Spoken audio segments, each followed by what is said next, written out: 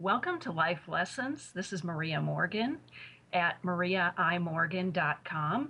And today's guest is a founder of Take Permission Marketing and the author of Early to Rise, Andy Traub. Before we jump into the interview, Andy, tell us a little bit about yourself. Well, I'm currently very happy because I'm getting to hang out with you via the magic of the internet. I had Awesome. someone ask me last week. I said, "How do you live in South Dakota?" I said, "The internet. It helps me Exactly. stay sane." But I live in Sioux Falls, South Dakota. I'm everybody's one guy they know that lives in South Dakota. Like, oh, I know one guy that lives there. So I have lived here about 8 years. I have a beautiful wife, three adorable children, ages 5, 3, and 16, maybe 17 months now. I am a professional podcaster. I create audio content for sort of my own amusement, and also clients pay me to help them create audio content. I am a published author. I have been a Christian since age 15, and I'm about 4% there on figuring out what I'm doing with that.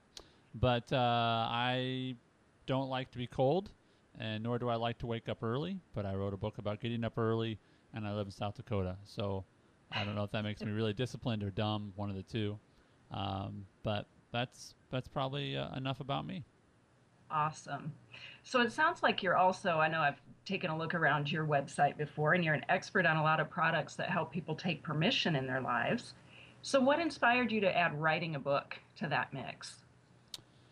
Well, I took a course with Jeff Goins at goinswriter.com. That's Goins writer.com. And I was actually helping him moderate this Tribe Writers. TribeWriters.com is where that's at. And I was going through the course with them, and I'm like, wow, I need to not just moderate. Like, I need to get a book out there. And actually, I had started a book on marriage last year, and actually got a book deal, like offered to me. But it's sort of like saying you have a lot of freedom. That's also another way of saying you're unemployed. It was a book deal, but no advance. You make a book, and it just wasn't much of a deal, right? Right. So I had a book in me, but I thought I want to get one out sooner than later. I have one of my clients is Andy Andrews, who's a New York Times best-selling author, sold about 11 million copies of his books. And he wrote a book called Mastering the Seven Decisions, and in that book, he wrote about this 30-day challenge of wake up every day early for 30 days and write down a few ideas, and after 30 days, you'll have all these ideas. And I took that and we extended it on the show and invited people during one of these episodes that we recorded. His show is called In the Loop with Andy Andrews. And we invited people to join via email. We had like 500 people in like 2 weeks join this email. And basically every day for 30 days, they got an email sort of encouraging them about getting up early. I think we call it the Early to Rise Challenge. And so out of that, I had these 30 days. I wrote those 30 days of encouragement. And so when I thought about I want to make a book and I want to make one quick, I thought, well, I have those 30 days. Why don't I just sort of build that into a book? So the first, 20 or 30 pages, or maybe it's 40 pages, I don't know, I haven't printed it out, but are traditional sort of chapters and paragraphs and such. But then it goes into once a day you read about a 500, 600 word passage, and then you have an action step for the day, and you do that for 30 days. So the birth of the book was basically I really wanted to get a book out. Jeff taught me everything I needed to know in regards to sort of, getting it out there from a writing perspective.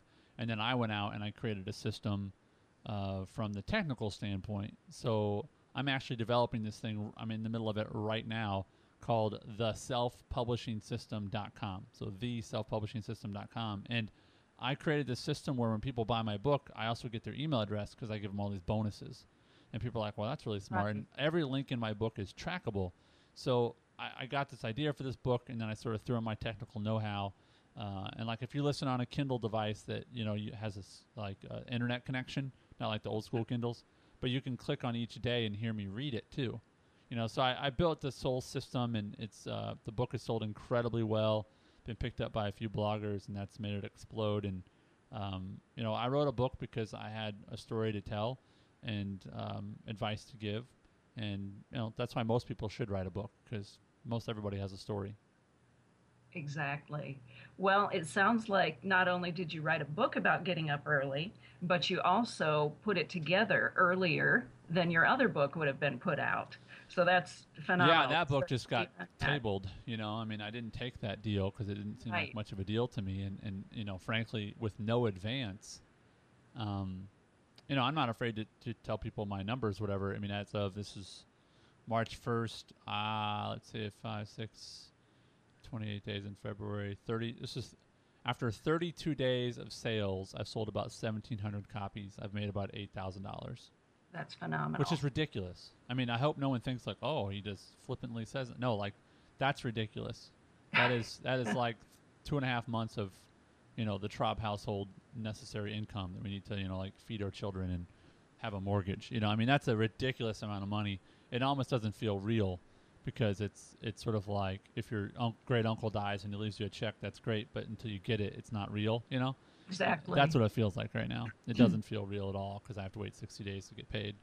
Right. But that's why I've developed a system, and that's why I love talking to people about writing books because it's not that hard. It's really not. That's great. Now, going off script just for one question here, Andy, how would you say that your background played into writing? Because obviously you had a tribe, so to speak, an Yeah, audience but I don't have a before. big tribe. Let me be clear about that. Like people go, oh, we have these thousands of people. No, like here's what's amazing. If you do this right, like, and here's the number I give people. It took me 3 years, and I have about 750 people on my email list. Right. Okay. So the person who says, "Well, I have 75," well, just keep listening, okay? All right. Don't be all defeatist. All right. So if I had 750 people after 3 years of very little direction with my email list, in 3 weeks, I got 750 people on a separate list because I gave my book away. Like I said, Okay. hey, you get my book for free and you get to help me sort of be a part of it. Now, I don't call those people launch team. I call them insiders. That's part of Okay. my self-publishing system. As I say, don't call people launch team because as quickly as things come, they go, right? So Right. launch teams are basically like, please do my marketing for me for free, right? So I'm Uh-huh. saying, no, make them an insider. And the way you make them an insider is you give them everything, even in its raw format. I mean, I'd send out, here's the 4th version of the book. Here's the 5th version of the book. People would write me back and say, here's 27. I mean, I had people that must have spent hours going through my book and finding errors. And I was so thankful for it. Right. But those people helped me build the book. And out of those people, how many of that 750 bought books the first week? Probably a couple hundred. Why? I gave them the book for free, right? Well, they just felt like, hey, Andy's been generous and he's let us be a part of this, and I want to thank him. He made a good book. How many of those people told their friends about it? Hundreds. I mean, so when it comes to me having an existing tribe, like, I have some, but I'm not known as an author, right? I'm a podcast guy, and I didn't really talk about it on podcasts anywhere, you know? Okay. Right. Words of wisdom. Thanks for that, Andy. So give us a little bit. I know you've talked in generalities about Early to Rise, but give us an overview. All right, so here's the deal. You, whoever you are listening right now, you want to change something about your life, right? Like I didn't just say you're fat and ugly, right? I didn't say that. What I'm saying is, or you're not lazy, or you're a bad husband, or I didn't say any of those things. Okay, whatever you think about yourself, you think about yourself. But my point is, there's something you want to change about your life, right? The Right. richest person in the world, the most attractive woman in the world, whatever. Everybody wants to change something about themselves, right? But we don't do it because number one, we don't, maybe say, well, I don't have the discipline. But the number one reason is I don't have time. I don't have time. I don't have time. I don't have time. Well, listen, I don't have the power to make 24-hour days, 25-hour days. But I would say this. I have never woken up at 5 o'clock in the morning as I did today and thought, I'm going to jump on Netflix and just sort of, mindlessly do that. I don't turn on the TV at 5 a.m. What I do at 5 a.m. is I feed myself. I drink really good coffee. I sit in silence. I write. I read. I might do a little social media, but that gets really boring because there's no conversation on it 5 a.m. All right, you can Exactly. check it, and then nobody's going to respond to you, right? And so I wrote this book because people want to change their lives, but they need time to do it. So what I communicate in the book, which is the why and then the how, is why do you need to get up early? Because listen, you want to change your life and you're not doing anything about it. Why? Because you won't create the space. Because by the end of the day, you're too tired to change your life. That's normal, right? And what I'm saying is, if you want to be normal, fine, don't change anything. If you are happy with your life, then fine, don't change anything. But if you want to change your life, you have to change your behavior. And I think that starts literally with getting up earlier. And then the next step is don't do the same thing you do the rest of the day when you get up earlier. Some people think, oh, good, I can get up early and get a jump start on my day. That won't change your life.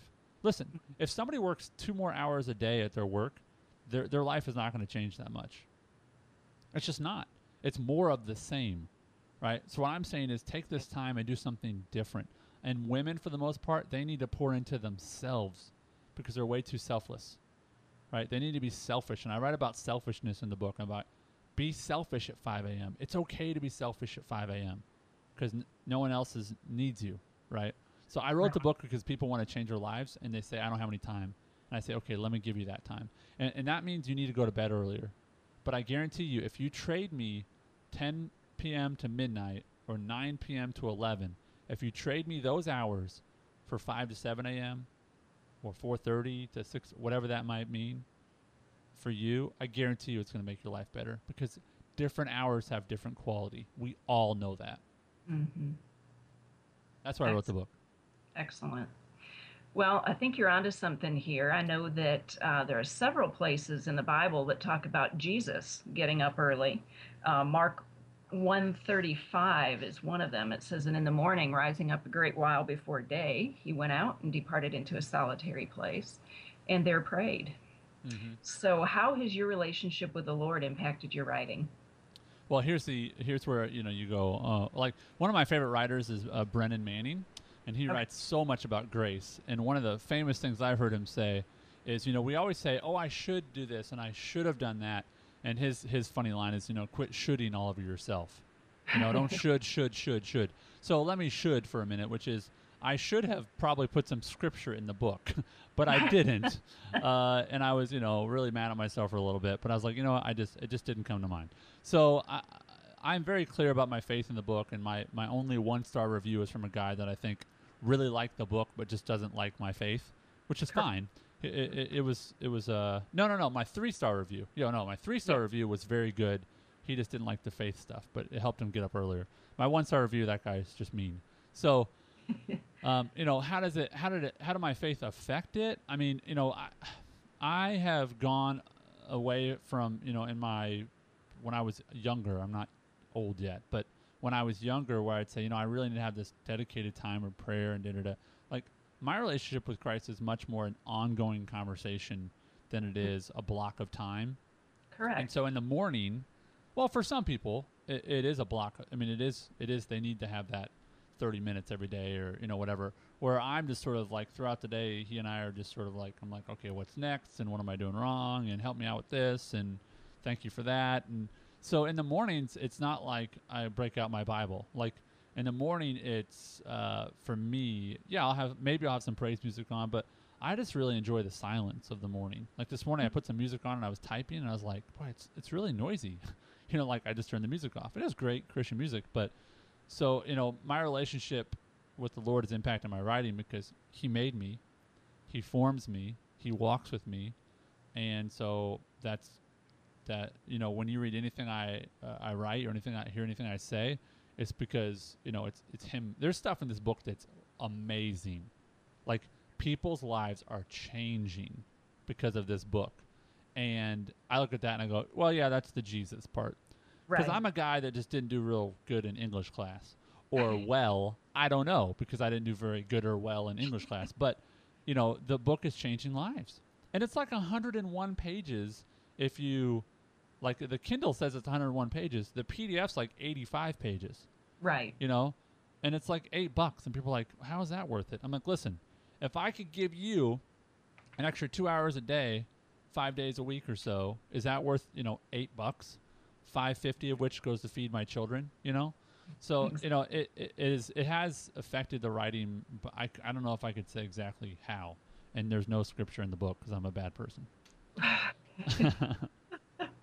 Well, like you said, I mean, God has given you gifts and abilities, and it's neat to see how you're using it for Him. Well, thanks. And He's definitely using it. So now I know that you mentioned in a couple interviews that I had listened to, and even alluded to it a little here, getting up early is not necessarily about getting more done, right?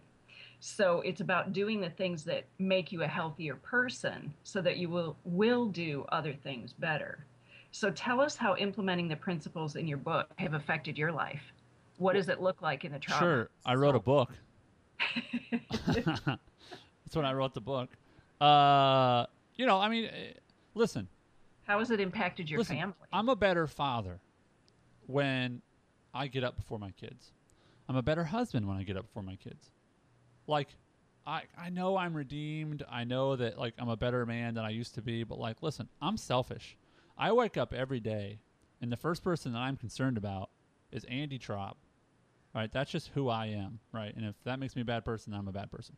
But, like, that's just who I am. Like, I'm like, oh, I'm hungry. I'm thirsty. Like, now if my child is crying, what's my first concern? Well, actually, it's me. I'm like, why is this kid waking me up, right? Right?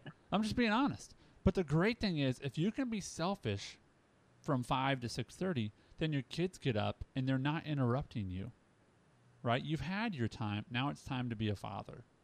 So how has it affected me? I'm a better person because I can take care of me first. It's the classic, Maria, it's a classic example of you're on an airplane and the stewardess tells you, put the mask on you first and then the little one next to you or then the other one that needs help next. Why? Because if you are trying to help someone else put their mask on and you pass out, you're both dead, right? So Exactly. that's why you take care of yourself first. It's irresponsible and dumb not to take care of yourself. So how has it changed me? I'm a better person because I can be selfish first.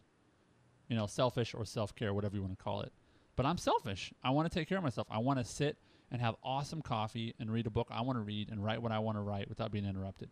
And I can only do that without, it's not fair to do that at 5:30 or 4:30 when I get home when my wife's been at home with the kids all day. It's not fair to her to do that. So be selfish. That's fine, but be selfish at 5 a.m.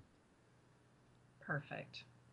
Well, I have a confession to make. I'm one of those who doesn't get up as early as 5 o'clock. Doesn't matter.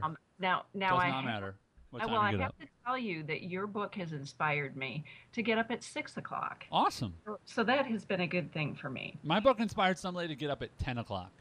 Oh, And wow. here's the thing. She's disabled. Okay. She's like, my life consists of laying in bed and occasionally I go shopping. But she's like, I can't work. So, that's her life.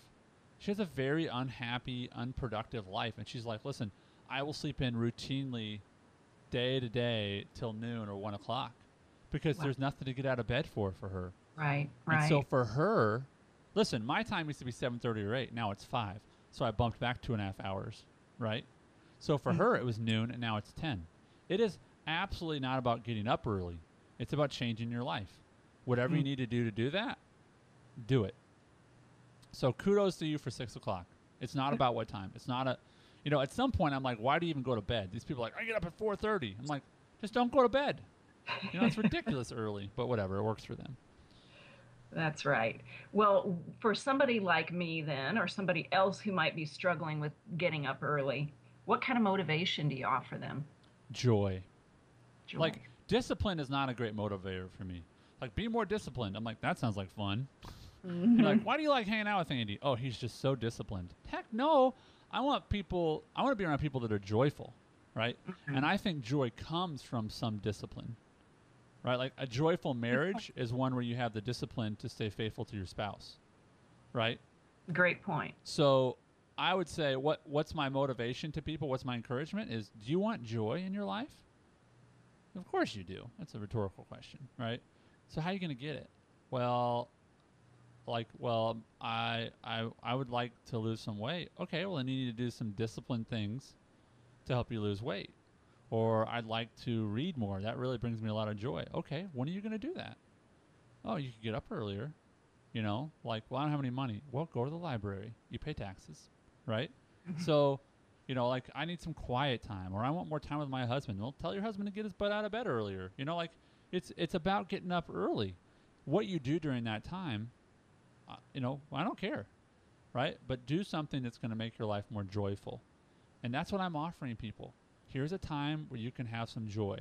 What am I supposed to do during that time? Whatever brings you joy, as long as it's not like, robbing stores. If that brings you joy, don't do that, But that's your inspiration. Why should I do it? Well, do you want to be happier? Like I do. That's why I get up early. I hate getting up early. But I love being up early. So you make that 2-minute decision to get out of bed, and then you have, an hour and a half. I think I had about an hour and a half this morning of just bliss. It was just awesome, but it was horrible for 3 minutes. I hated it. It's horrible. I hate it. I'm in South Dakota. It was like 60 degrees in my house. It's 12 degrees outside, But you know what? That was 3 minutes. It was horrible. Then I had coffee, a blanket, a MacBook Pro. I was in heaven. Good thoughts there. Well, I know that you talk about 2 general types of thinking in your book. One is entitlement thinking, and the other is empowered thinking. Can you talk a little bit about the difference? I'll make it really simple. Either you control your life or you don't. You can change your life or you can't.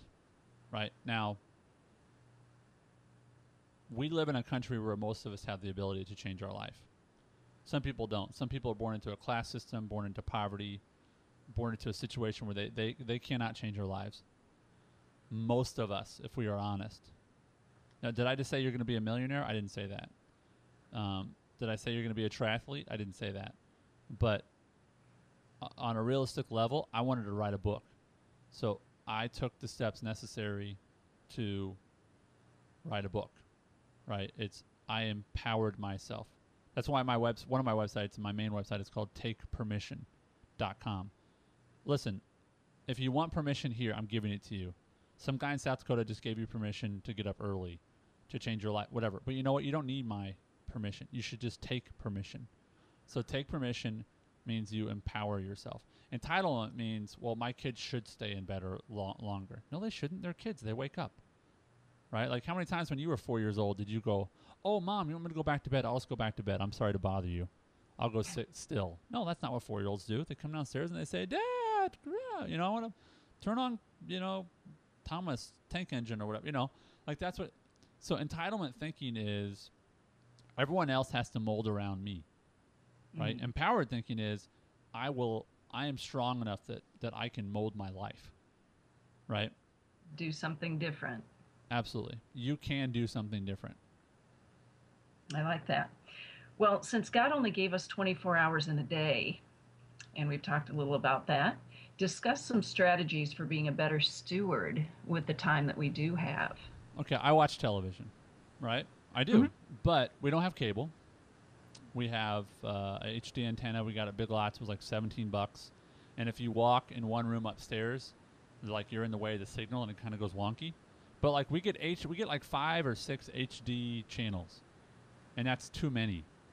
So one of my things is, listen, if you got rid of television altogether, your life would improve. It would be uncomfortable, but your life would improve. So what I am saying is, how can I give you more time? Well, stop wasting it doing things that don't make you better, right?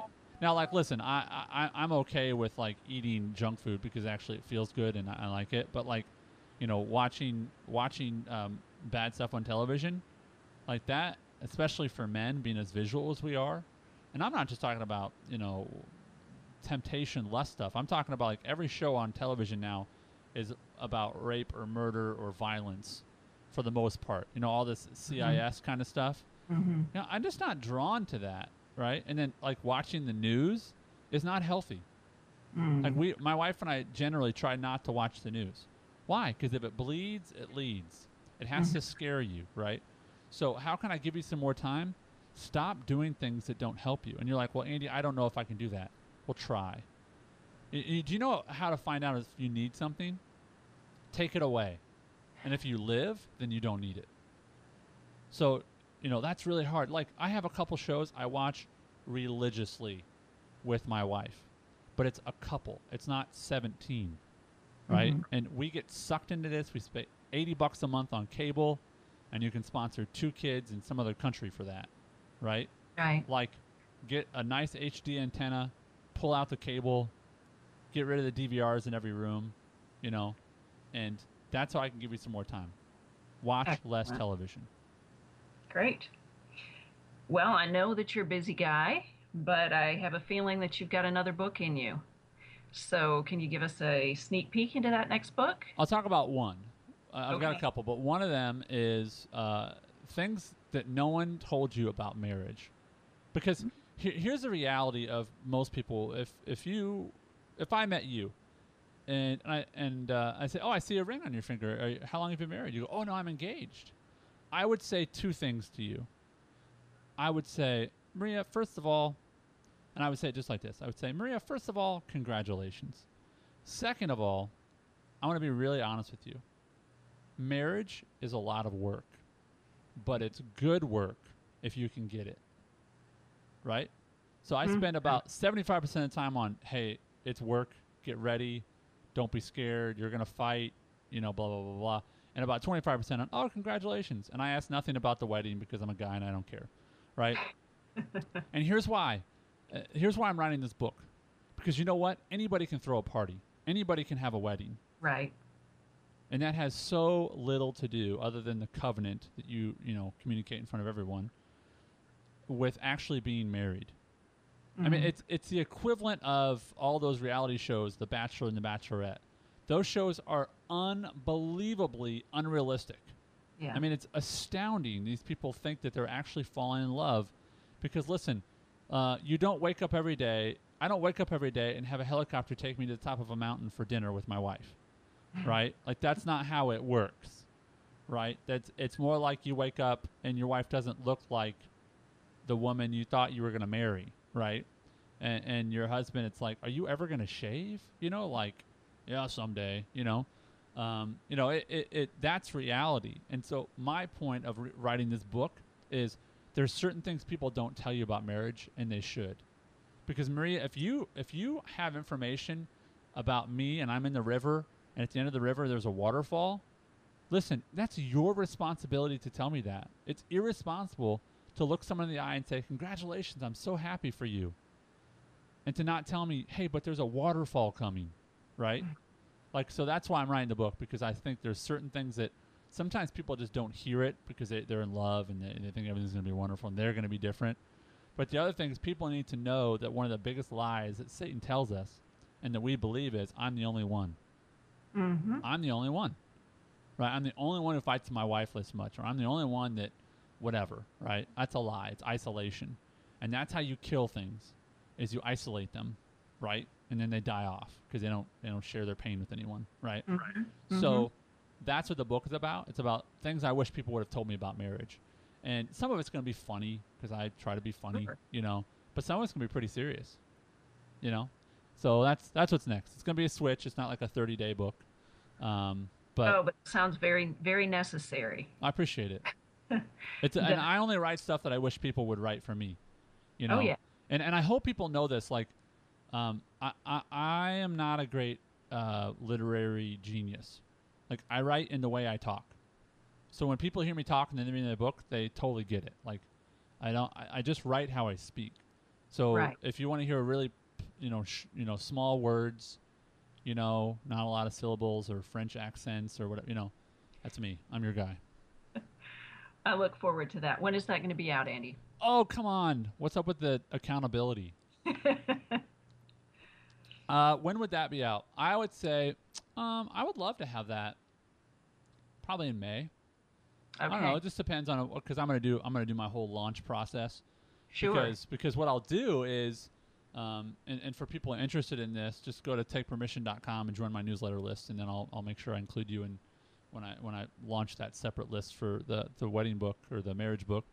But what I'll do is I'll solicit stories from people, and I'll ask, what are things that you wish people would have told you about marriage? What's the strongest reality of marriage that you never anticipated happening? Like for me, what's the biggest shock about marriage that I never would have thought could happen is that sex could be ruined within your marriage. And it was when we were struggling with infertility. And sex went from this thing that we connect with, that we enjoy, to frustration because what it was supposed to be for, which is to create life, wasn't happening, right? And if someone would have said to me ever, you're actually going to like not want to have sex, I'd be like, you're insane, right? Like, you're insane. But that act became different because of our circumstances. But nobody talks about those circumstances, right? Because we don't want to scare people, right? But that's the equivalent of me saying, listen, there's a waterfall up ahead, and you need to look out for it. And if you hear it, if you smell it, if you have a sense it might be coming, scream for help. Come to the shore. Someone will help you. Exactly. Someone will throw you a life preserver.